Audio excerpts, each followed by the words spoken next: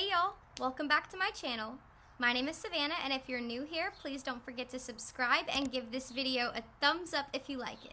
In today's video, we will look at chapters 9 and 10 in the book of Ecclesiastes. This will be part 7 of the series on this book, and I'll link parts 1 through 6 in the description. With that said, let's jump right into chapter 9, verse 1. But all this I laid to heart, examining it all, how the righteous and the wise and their deeds are in the hand of God. Whether it is love or hate, man does not know. Both are before him. It is the same for all, since the same event happens to the righteous and the wicked, to the good and the evil, to the clean and the unclean, to him who sacrifices and him who does not sacrifice. As the good one is, so is the sinner, and he who swears is as he who shuns an oath. This is an evil in all that is done under the sun, that the same event happens to all. Also, the hearts of the children of man are full of evil, and madness is in their hearts while they live, and after that they go to the dead. But he who is joined with all the living has hope, for a living dog is better than a dead lion. For the living know that they will die, but the dead know nothing, and they have no more reward, for the memory of them is forgotten. Their love and their hate and their envy have already perished, and forever they have no more share in all that is done under the sun. In these verses, it seems like Solomon is expressing similar ideas to what we read at the end of chapter 8. He knows and understands the sovereignty of God, but he's despairing over the idea based on his under-the-sun premise that no matter the life you live, whether righteous or wicked, everyone ends up in the grave. And he says this is an evil. It's meaningless. Verse 7. Go, eat your bread with joy and drink your wine with a merry heart, for God has already approved what you do. Let your garments be always white. Let not oil be lacking on your head. Enjoy life with the wife whom you love, all the days of your vain life that he has given you under the sun, because that is your portion in life and in your toil at which you toil under the sun. Whatever your hand finds to do, do it with your might, for there is no work or thought or knowledge or wisdom in Sheol, to which you are going. After despairing over these hard conclusions about life and death, Solomon gives us yet again advice on how to make our time here on earth better. It's all meaningless, so he says to eat, drink, and be merry. Enjoy it while you can, because there will be nothing in the grave where you're headed. Remember, Solomon is journeying to find meaning in this life apart from an eternal perspective. And so far, he says life under the sun is meaningless. It's empty. But we as Christians know that his premise is false. There will be judgment, there will be a separation of God's children, and there is an eternal king, and his name is Jesus. Verse 11. Again I saw that under the sun the race is not to the swift, nor the battle to the strong, nor bread to the wise, nor riches to the intelligent, nor favor to those with knowledge, but time and chance happen to them all. For man does not know his time. Like fish that are taken in an evil net, and like birds that are caught in a snare, so the children of man are snared at an evil time when it suddenly falls upon them. Here, Solomon understands the senselessness of life. The strongest don't always win, and the smartest don't always have money. Life doesn't always go the way it seems it should. This life is full of uncertainty because we are all subject to time and chance. Verse 13. I have also seen this example of wisdom under the sun, and it seemed great to me.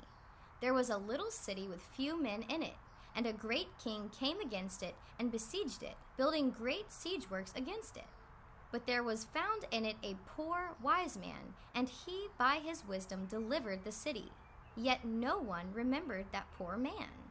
But I say that wisdom is better than might, though the poor man's wisdom is despised and his words are not heard.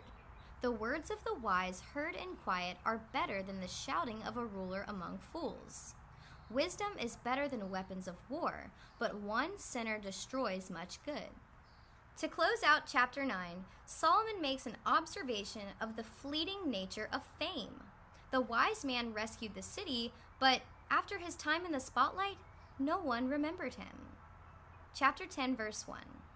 Dead flies make the perfumer's ointment give off a stench, so a little folly outweighs wisdom and honor. A wise man's heart inclines him to the right, but a fool's heart to the left.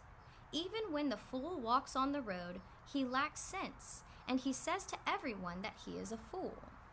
Here, Solomon points out that just like a dead fly can ruin a bottle of perfume, one foolish act can ruin someone's good reputation.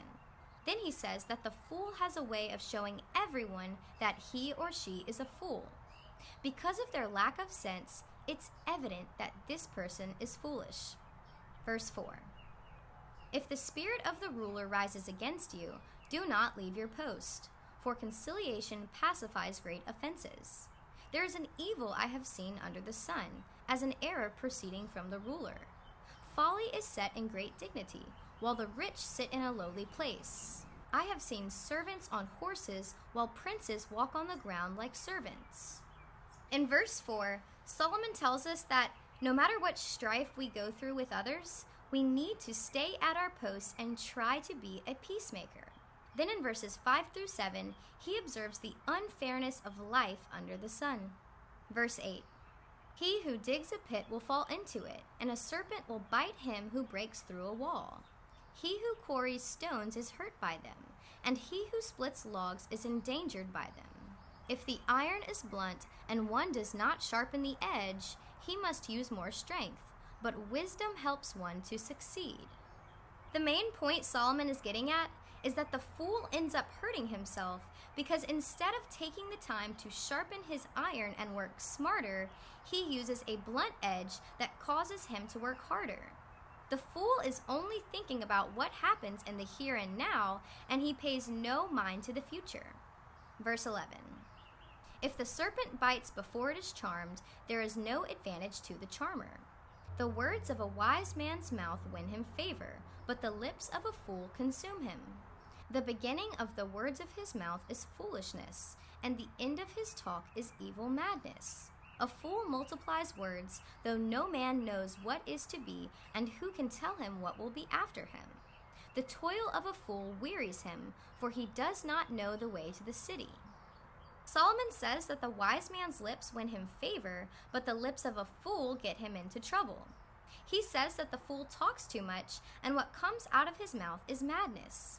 Then in verse 15, he points out that the fool has no work ethic, no desire to work, and he's blind to the wisdom of working now so that you'll have a reward later. Verse 16, Woe to you, O land, when your king is a child and your princes feast in the morning.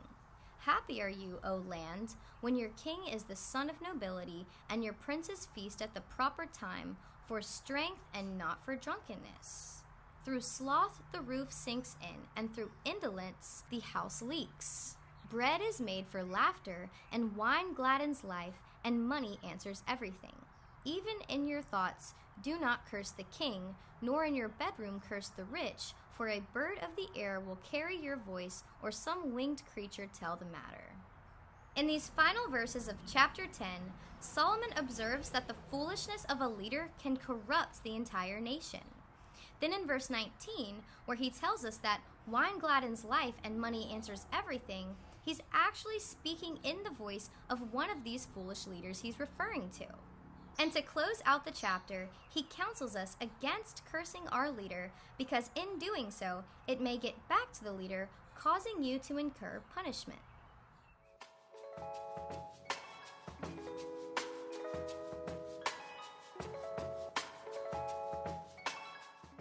Well, that's all I have for today's video. I thank y'all so much for watching. I will see y'all in my next video. And as always, don't forget to thank God for waking up this morning.